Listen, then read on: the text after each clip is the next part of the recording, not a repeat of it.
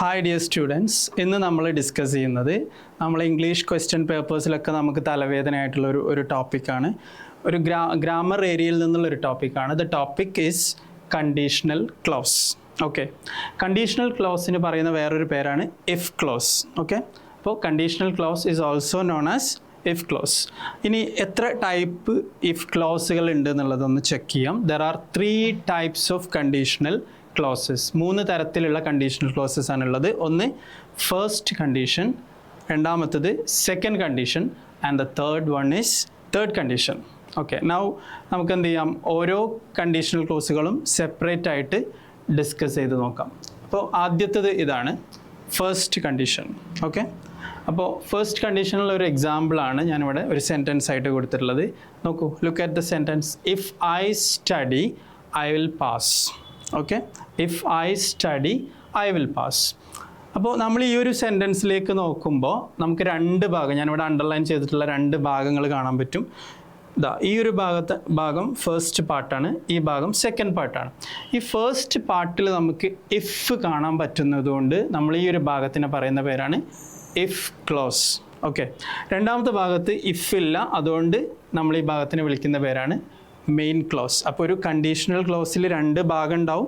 ഒന്ന് ഇഫ് ഉള്ള ഭാഗമായിരിക്കും, 2 ഇഫ് ഇല്ലാത്ത ഭാഗമായിരിക്കും. ഇഫ് ഉള്ള ഭാഗത്തിന് പറയുന്ന പേരാണ് ഇഫ് ക്ലോസ്, ഇഫ് ഇല്ലാത്ത ഭാഗത്തിന് പറയുന്ന പേരാണ് മെയിൻ ക്ലോസ്. ഇത് തിരിച്ചും വരാം കേട്ടോ. I will pass if I study എന്ന് തിരിച്ചും വരാം. എങ്ങനെ വന്നാലും ഇഫ് ഉള്ള ഭാഗത്തിനാണ് നമ്മൾ എന്തെന്ന് പറയാം, ഇഫ് ക്ലോസ് എന്ന് പറയാം.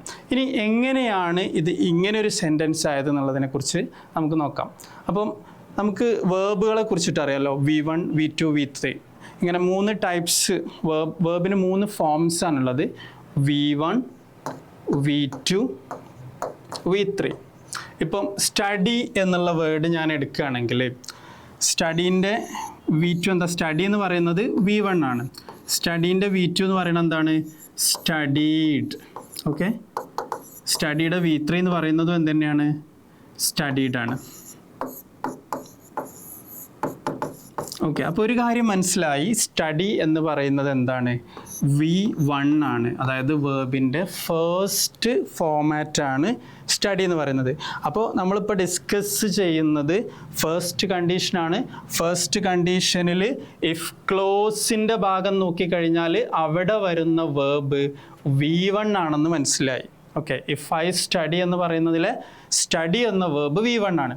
അതുകൊണ്ട് തന്നെ നമ്മൾ ഈ മെയിൻ ക്ലോസിൻ്റെ ഭാഗത്തേക്ക് നോക്കിക്കഴിഞ്ഞാൽ അവിടെ നമുക്ക് കാണാൻ പറ്റുക ഐ വിൽ പാസ് എന്നാണ്. Okay, I will pass. ഇവിടെ ഐ കഴിഞ്ഞിട്ട് വിൽ പ്ലസ് പാസ് ആണ് വരുന്നത്. Okay, will plus pass. അപ്പോൾ അതിൽ നിന്ന് നമുക്ക് ഷോർട്ടായിട്ട് പറയാം, കണ്ടീഷണൽ ക്ലോസിലെ ആദ്യത്തെ കണ്ടീഷനിൽ, അതായത് ഫസ്റ്റ് കണ്ടീഷനിൽ ഇഫ് ക്ലോസിൽ V1 ആയിരിക്കും വരിക, മെയിൻ ക്ലോസിൽ വിൽ പ്ലസ് V1 ആയിരിക്കും വരിക, വിൽ പ്ലസ് V1 ആയിരിക്കും വരിക. ഓക്കെ, ഇതാണ് ഫസ്റ്റ് കണ്ടീഷൻ്റെ റൂൾ എന്ന് പറയുന്നത്. നൗ നമുക്ക് രണ്ടാമത്തെ കണ്ടീഷൻ ഏതാ നോക്കാം, സെക്കൻഡ് കണ്ടീഷൻ. ഓക്കെ, അപ്പോൾ നേരത്തെ പറഞ്ഞ എക്സാമ്പിളിലേക്ക് ഒന്നും കൂടെ ഒന്ന് നോക്കൂ. If I study I will pass എന്നാണ് പറഞ്ഞത്. രണ്ടാമത്തെ എക്സാമ്പിൾ നോക്കുമ്പോൾ if I studied I would pass എന്നായി മാറിയിട്ടുണ്ട് സെൻറ്റൻസ്. അതായത് നേരത്തെ ഉണ്ടായിരുന്ന സ്റ്റഡി മാറിയിട്ട്, അതായത് V1 മാറിയിട്ട് ഇവിടെ V2 വന്നു. വിൽ പ്ലസ് V1 മാറിയിട്ട് ഇവിടെ എന്തായി, വുഡ് പ്ലസ് V1 വന്നു. ഓക്കെ, അപ്പോൾ ആകെ വരുന്ന മാറ്റം എന്ന് പറയുന്നത് എന്താണ്, ഫസ്റ്റ് കണ്ടീഷനിൽ ഇഫ് ക്ലോസിൽ V1 ആയിരുന്നു, മെയിൻ ക്ലോസിൽ വിൽ പ്ലസ് V1 ആയിരുന്നു. ഇതിൻ്റെ അർത്ഥം എന്താണെന്ന് അറിയോ, ഫസ്റ്റ് കണ്ടീഷൻ്റെ അർത്ഥം എന്താണ്, if I study I will pass എന്ന് പറഞ്ഞാൽ ഞാൻ പഠിച്ചാൽ ഞാൻ പാസ്സാവുന്നതാണ്. അതായത് പഠിക്കാനുള്ള സമയമുണ്ട്. ഇപ്പം ഞാൻ എൻ്റെ ഒരു സ്റ്റുഡൻറ്റിനോട് ചോദിക്കുകയാണ്, നീ എക്സാമിന് പാസ്സാവില്ലേ, will you pass the exam? അപ്പോൾ ആ സ്റ്റുഡൻറ്റ് എനിക്ക് തരുന്ന മറുപടി ആയിട്ട് നിങ്ങൾക്ക് ഇതിനെടുക്കാം. ഓക്കെ, അപ്പോൾ സ്റ്റുഡൻറ്റ് പറയുകയാണ് if I study I will pass, ഞാൻ പഠിച്ചാൽ ഞാൻ പാസ്സാവും. അപ്പോൾ ഞാൻ ചോദിക്കുന്നത് ഇപ്പോൾ 1 മാസം മുമ്പാണെങ്കിൽ ആ കുട്ടിക്ക് 1 മാസം പഠിക്കാൻ സമയമുണ്ട്. ആ കുട്ടിക്ക് പഠിക്കാൻ സമയമുള്ളത് കൊണ്ട് തന്നെ ആ കുട്ടിക്ക് പഠിച്ചാൽ പാസ്സാവാനും പറ്റും. അതുകൊണ്ട് തന്നെ നമ്മൾ ഫസ്റ്റ് കണ്ടീഷനെ ഒരു പേരും കൂടെ പറയും, അതായത് പ്രോബബിൾ കണ്ടീഷൻ എന്നാണ് പറയുക. പ്രോബബിൾ കണ്ടീഷൻ എന്ന് പറഞ്ഞാൽ ഭാവിയിൽ സംഭവിക്കാൻ സാധ്യതയുള്ള കണ്ടീഷൻ എന്നാണ് പറയുക.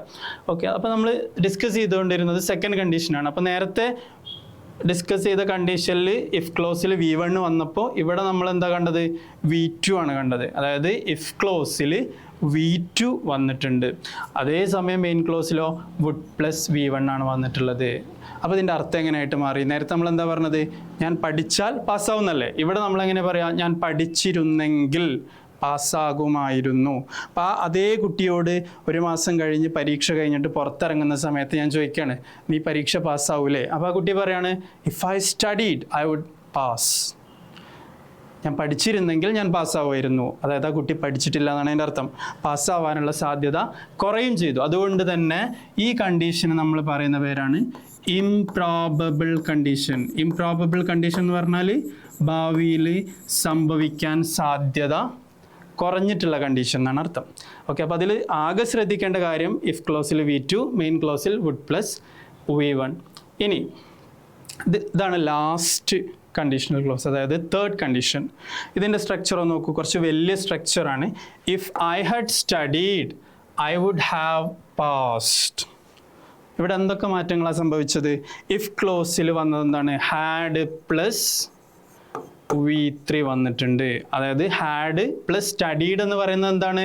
നേരത്തെ നമ്മൾ പറഞ്ഞില്ലേ, സ്റ്റഡി എന്ന് പറയുന്ന വാക്കിൻ്റെ 3 വേർബ് ഫോമാറ്റാണ് ഇത് അല്ലേ. Study, studied, studied. സ്റ്റഡി എന്ന് പറയുന്നത് V1, studied V2, again studied ആണ് V3 ആയിട്ടും വരുന്നത്.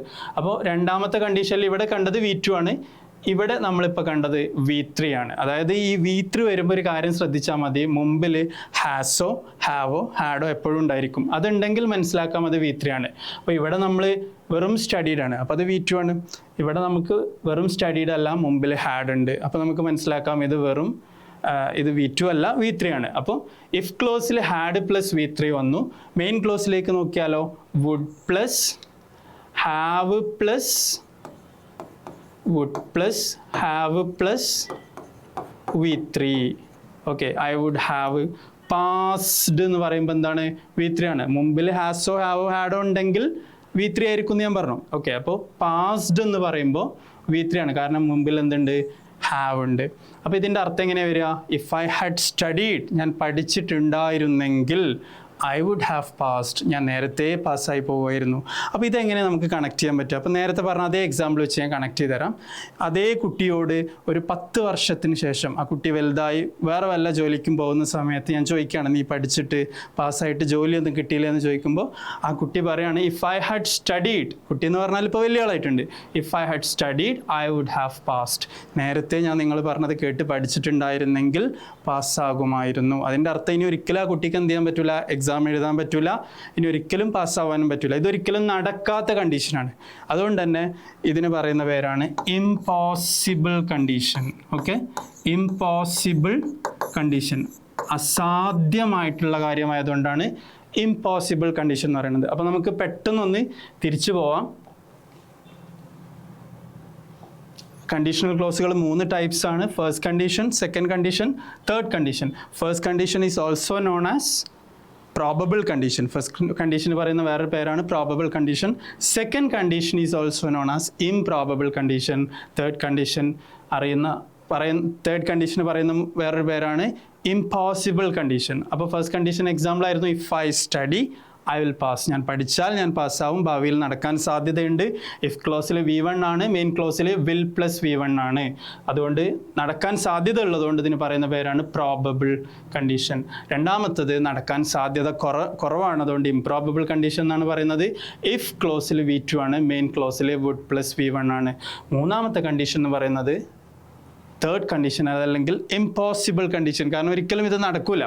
അതുകൊണ്ട് തന്നെ നമുക്കിവിടെ കാണാൻ പറ്റുന്നത് ഇഫ് ക്ലോസിൽ ഹാഡ് പ്ലസ് V3യും മെയിൻ ക്ലോസിൽ would plus have plus V3 ആണ്. Okay, thank you, have a nice day.